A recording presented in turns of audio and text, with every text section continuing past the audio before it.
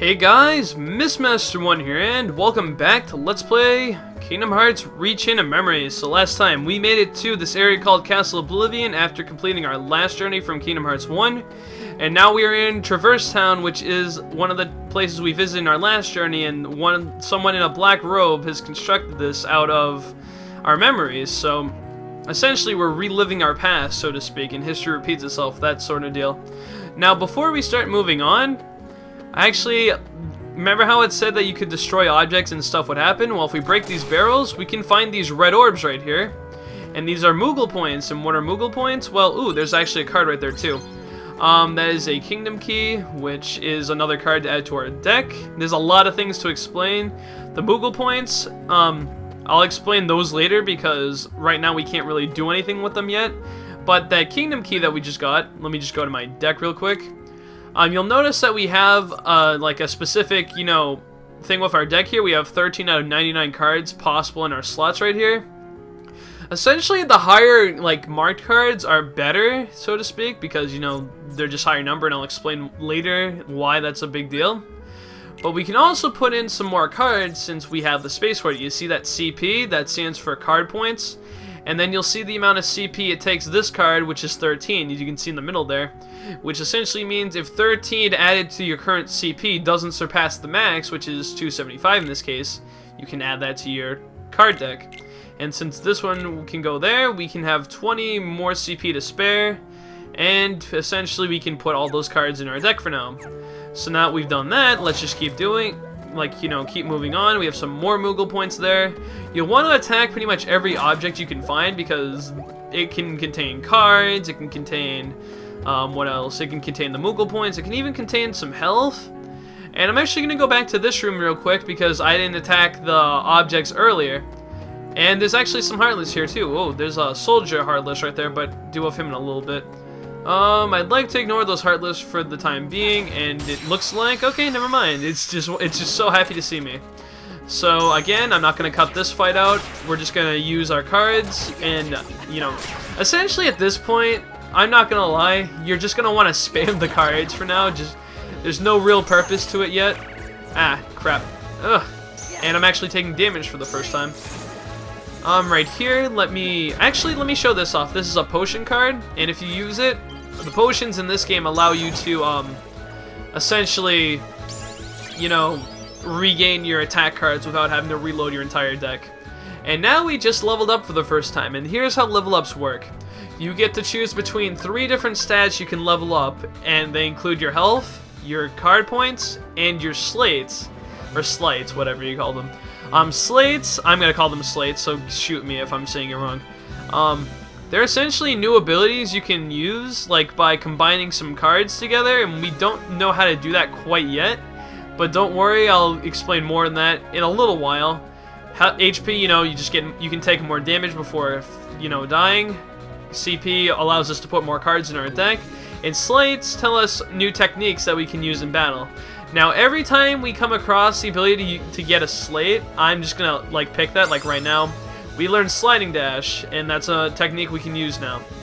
And by doing that, we combine, cards totaling 10 to 15 value, and they have to be the same type of card. Which may seem confusing right now, but for now, just roll with it. Alright, and now just attacking. Oh, I don't want to deal with the Heartless right now. Go away, please. I don't like you.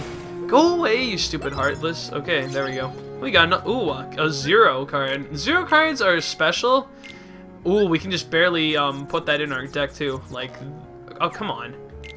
Just take this and okay, go right here, and we have 1 CP point to spare. That's actually pretty funny. But oh god, what was I saying? Now I forget. Let's leave these Heartless alone for now. Let me just go into the next room. Essentially the slates, when they come around, you will want to pick them up immediately, because what happens is that if you don't, then it's going to take longer for you to level up the next time, and if you keep putting it off, essentially that's a move that you could have learned earlier, and you can't get it if you pass it up, which means you're going to be behind on new techniques to eventually come if you don't get them. So essentially, just get the slates as soon as you get them because you may need them. Anyway, since that door needed a card that, you know, needed, that you got, like, you know, a total of 2 or higher. We needed that. And we have the red Nocturnes. This is a new enemy that we haven't really gone over yet. And the blue Nocturnes, too. The blue Nocturnes are ice elemental, and the red Nocturnes are ice elemental. Also, what is it? God, brain fart. You will realize that we do win a card after every duel. Let me just use Goofy right here. That's because, well, it always does that, and I'm almost 100% sure that it's completely random what cards you get when you, you know, what is it? Ah, shit. For the most part, it's random what cards you get at the end of battles, so if you're trying to get a specific card that you need for, like, you know, to progress in the game, you could be here grinding for a while, so it's a little annoying, but thankfully it's not too big of a deal. I will want to do a few more fights. I am going to cut out these fights in the future, but for now, since we're just starting out, I think I just want, you know, you guys to see that there really isn't much strategy to start with in the very beginning of the game. Like I said, you just want to, like, pretty much spam, and I'll pretty much win your fights at this point. And I do need to heal in a little while, so I'll need to remember to do that. We just leveled up again, so what I'm going to do is increase my CP. Now, the thing is, HP in this game isn't too critical, in my opinion, because basically, well, I'll get into this in just a sec, but HP, if you know what you're doing, you're pretty much not going to you're not going to have to worry about your enemies damaging you if you have, like, you know, your plan thought out and your cards are good. I honestly think HP is your least, like, prioritized, like, you know, stat to worry about in this game, but this is my opinion. So you're probably going to see me with a less than average health bar by the end of the game, just to let you guys know.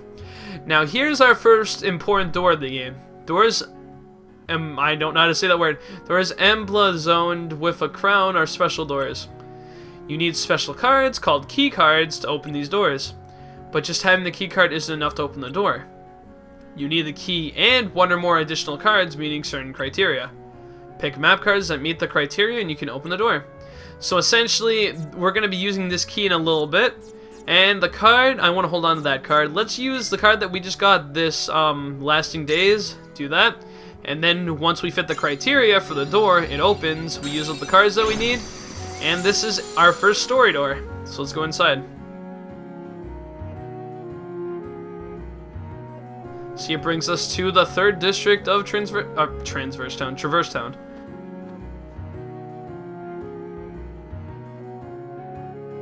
Fighting alone isn't as easy as I thought. Oh, hello.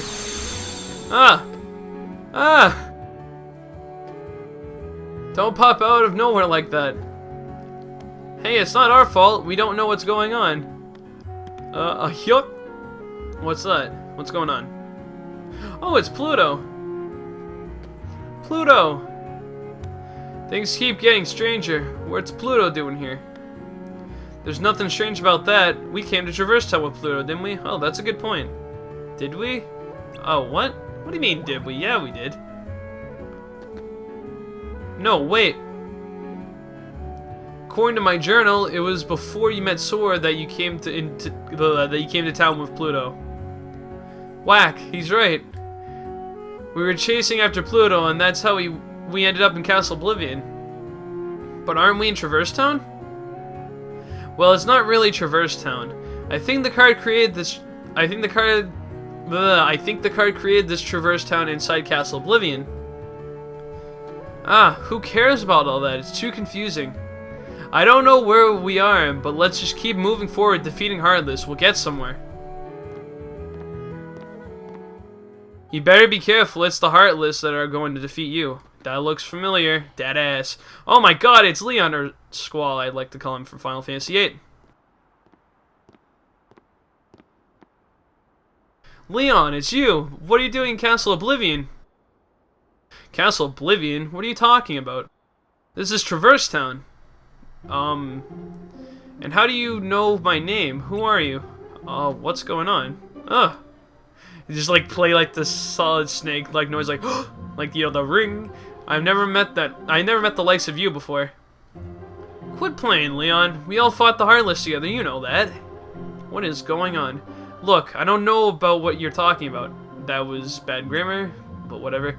I don't even know your names. What? You don't? Sorry. I can't believe it. How can you have forgotten about us? I feel for you, but you've got the wrong guy. Happens all the time. Don't take it so personally, Sora. You just mentioned my name. I know we're confused. You do know his name! Now, hold on. Why do I know your name? You think Leon's just kidding around? If he is, it's not funny. Sora's really upset. Who's kidding around, Goofy? You and Donald are the ones who... This is getting even more suspicious. Hey! I don't get it. Something's wrong with my memory. What's happening here? I don't know, Leon. Maybe Aerith wasn't onto something after all. Oh, and Yuffie's here too! Aerith, Yuffie, Leon, or Squall. I call him Squall, so screw you people. She said she sensed some uncanny kind of power, and asked us to look into it. Well, this is as uncanny as it gets. Maybe you should take Sora to Aerith. Yuffie, you know my name? Yep, looks like you don't mind too. Go figure. You know him? Nope, total stranger, but I definitely know his name. That's a huge contradiction right there. Strange, yes, but convenient. We can skip the introductions. I guess you're right about that. How is it that you can accept the situation so easily? I don't get you. Well, I'm gonna run ahead and fill Aerith in. Leon, you give them the grand tour. See you later. And there she goes. Ellipsis. I guess it's no use pondering over it. Come on, follow me. But there are heartless wandering around town. Yes, we know this. I'd better teach you how to protect yourself in battle. So now Leon's gonna give us another tutorial right here. Just wait for it to load. Here we go. See the numbers printed on your cards? They range from 0 to 9. Higher numbers mean stronger cards, like I was saying earlier. If you and your enemy both play a card at the same time, the higher card wins. Go on, try it out. So if we use a 4, it gets cancelled, but no one does anything because that met. If you use a 5, see, like, unless you play a card or the enemy plays a card higher than yours, your card will go through. See, if we play a 1, or you can skip it. See how it works? Essentially, a lower number card can be beaten by a higher number card, if that makes any sense, which it should. Playing a card higher than your opponent and breaking through their defense is called a card break. Playing a lower card results in your attack being deflected. Even powerful cards can be deflected if the enemy's card is higher. Whoever is on the losing side of the break is left wide open to attacks, so don't let that person be you. Cards with 0 as their value are special. No matter what card the enemy plays, you can break it with a 0 card. But if you play the 0 card too soon, your enemy can break it with any card they play. In other words, it's the most powerful card if it comes last, and useless if it comes first. Try to make the most of it. So essentially, 0 cards are used to break like really high types of cards, and he'll actually show that in a little while. Card values also affect the cost of assembling a deck. Keep that in mind. Now it's time to teach you how to stock cards. You don't have to use battle cards one at a time. This is what I was saying earlier. You can also assemble 3 cards and use them all at once. This is called stocking cards. Stocking cards and using them in 3s is much stronger than using cards individually. Go on, give it a try. Stock any 3 cards in your deck. Now, for the sake of this, let me just stock these 3, and now we have a combined total of 23 there. The sum of your 3 stock cards becomes the value you play. The value is usually high and hard to break. I cannot talk. I'm starting so much. The value is usually high and hard to break, and the combo attack deals a lot of damage. Don't hold back. Show me what you can do. So just go up to him, target him, and we press triangle again. We can use the stocked cards like this, and we do pretty much a combo on him. Combo attacks aren't the only benefit of stocking cards. Choose your cards carefully and you can unleash special abilities called slates. Slates come in all varieties and each has its own unique card combination. You should try it out once you've collected more cards and learned a slate or two. And I'll actually show off the one we learned a little while ago soon. But keep one thing in mind. Every time you use stock cards, you lose the first card you pick. You can't reload it. The lost card won't return until the end of battle. Relying on slates will cause your cards to run out. That means trouble. So don't depend on them for everything. You'll want to use your cards individually. You want to like switch on and off, is what I'm trying to say. And that is more of the tutorial of what you'll need to know. And that's actually pretty much it for everything that we're going to need to know for this game. A few more situations that they don't quite explain, but for the most part, that's it. Think you got the hang of it, Sora? Yeah, more or less. I'll pick up the rest when I fight some real battles. Here, I found this lying around. You should take it. Remember what I told you and make good use of it. And we attained Simba, which is actually one of our summons from the last game, and we get the Key of Guidance, which is the second story card in the set of 3 story cards we can get in this game. And what I mean by that is that we got the Key of Beginnings earlier, and let me just look at our special, like, where's our special cards? I forget where. Whatever, but we had the Key to Beginnings earlier, and that opened up this door right here, and we can actually check our world map, and it gives us an overview of what the area looks like. It even tells us where we'll need, like, that key, like, you know, the card that we need, the one that we just got to open what door and where it is. So essentially the Key to Beginnings was right here. This room was opened using the Key of Beginnings, and every time you use the next card in the sequence, you get the next story type of card. The Key of Beginnings is the first card that you get, which unlocks the first room. Key of Guidance comes second, which is the next room right here that we open. And then you'll get the last card, which opens up the last part, which will be here. You'll also see a 4th golden room right here. Do not pay attention to those right now because we cannot access those even if we wanted to. So, now that we've learned how to stock cards, let's actually show it off in a real battle. Now, you will remember earlier that we learned a new sleight called Sliding Dash, and now that we've stocked all these cards, we can actually show it off. So Sliding Dash essentially looks like this. It's a sliding dash like that, and you can use that and spam it over and over again, and as you can see, it's actually reasonably powerful. Oh yeah, and you can also escape from battles if you try to run at, like, you know, the wall that's, like, you know, enclosing the counter. Heartless, obviously, they never run away, but if you're in a dire situation and you really need to get out, then that's always something that you can do. I better heal. I just noticed my health is really low. Use the cure card right there. Let's stock cards yet again. I know Leon said a little while ago that we shouldn't rely on stocked cards too much because, you know, our cards run out fast, but that's only really crucial in boss fights because they can pretty much, you know, they can just really obliterate you with a really miserable deck. And I'm not going to say my deck's miserable, but at the same time, it's kind of, you know, not that good. It's a starter's deck, so it's not going to start off promisingly. Can I target you when I want to? Come on. Do that? Ah, come on.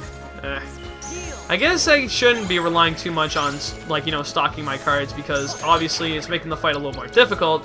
But of course, I'm just trying to show this off for the sake of it. We actually have Pluto right here, so let's use him because Pluto has the tendency of digging up cards that you can't normally restock. Or he can dig up a bone and not help you at all.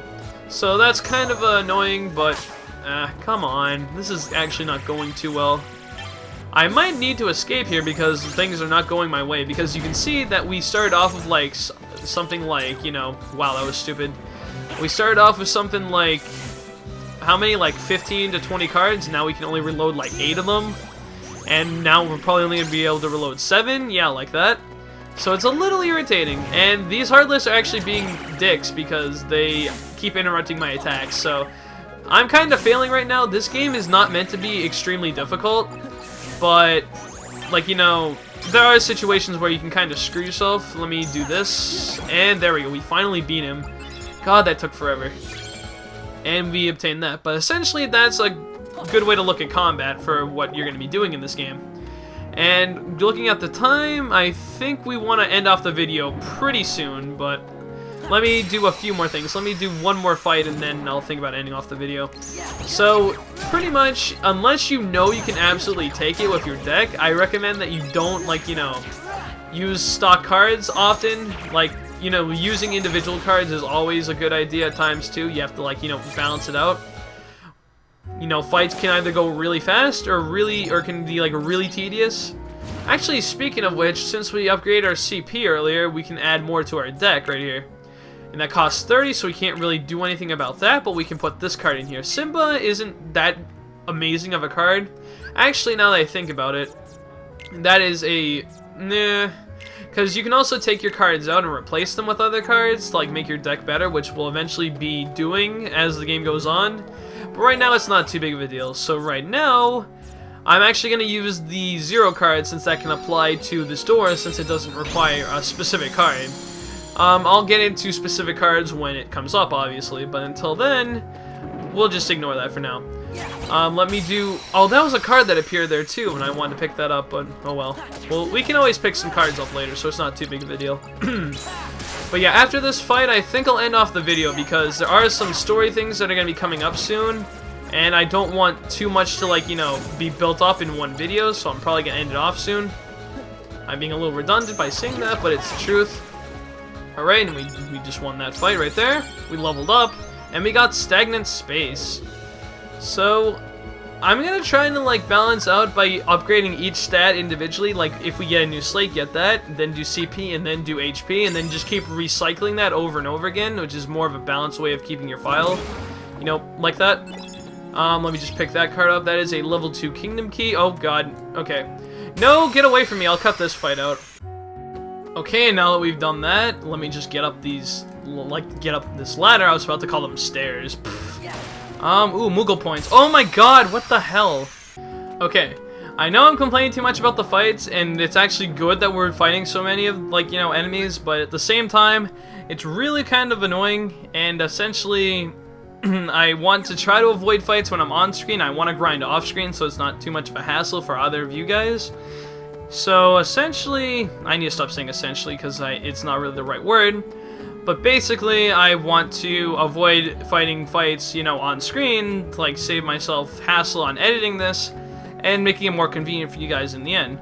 So anyway, this video's been going on for a decent amount of time. We have some stuff to edit out, so it's not going to be completely at the time I'm looking at right now. But in the next episode, we will open this door with our key of guidance. I need to stop opening and closing the menu. We'll go through here, which requires a 3 or higher card and this card. We will learn some more stuff, like through Aerith and the other people of Traverse Town. And then we'll actually go through the final story door, and then we will, you know, actually have our first boss of the game next video. So, I've been Mistmaster1, thank you guys for watching. This has been episode 2 of Let's Play Kingdom Hearts Rechain of Memories. And I will see you guys next time for where we finish up Traverse Town, and I'm serious about that. So anyway guys, thank you for watching, and I'll see you guys in episode 3. See you guys later.